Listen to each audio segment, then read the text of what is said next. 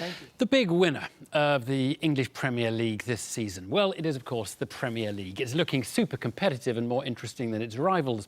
In the last 4 years, it's had 4 different champions.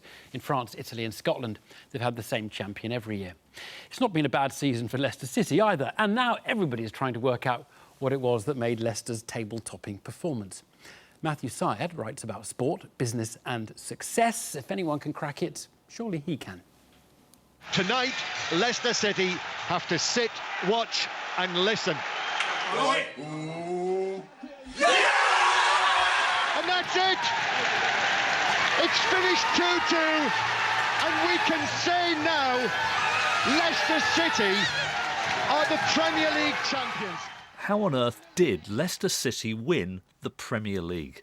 And what does their victory tell us about how to win in the world beyond sport? Here are 5 possible takeaways. Football is strategic. It's deciding what to do in the context of what the opposition are doing. Many of the top teams played Leicester and decided to attack. Leicester were the minnows, destined for relegation, but that gave them a priceless opportunity to play on the counter-attack.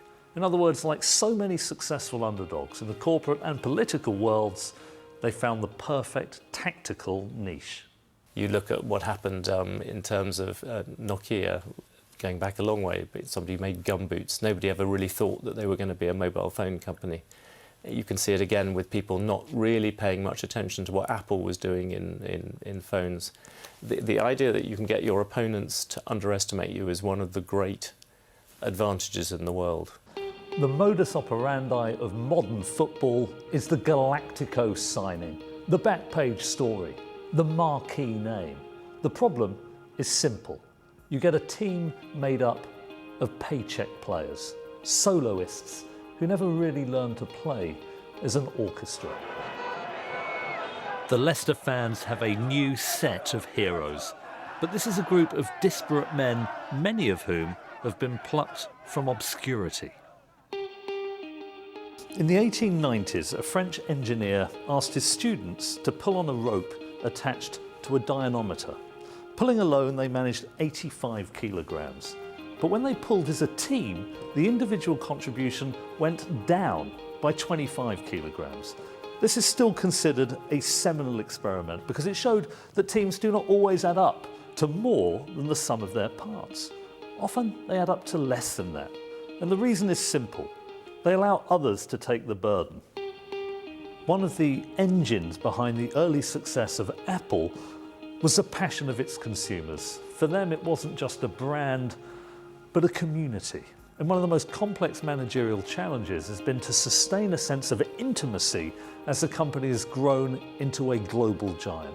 And the same problem manifests itself in football, where, for example, many of the traditional fan base of Manchester United have come to feel alienated from the club as it's grown into a global franchise. Leicester City is small enough as a club to retain a sense of intimacy, a real sense of community ownership. The final takeaway is simple. If you're going to have your greatest performance ever, do so when your main rivals are failing to deliver.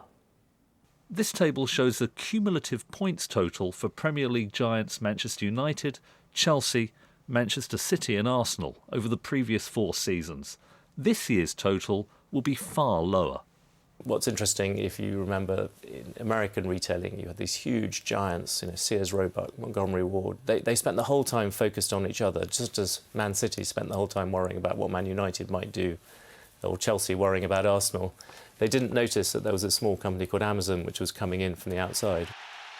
Everyone in football is trying to deconstruct the Leicester miracle, and there are wider lessons that apply well beyond sport. But the beauty of the greatest of sporting upsets is they cannot be fully explained. That is ultimately what differentiates sport from pure science. Matthew Syed there, and John Mickle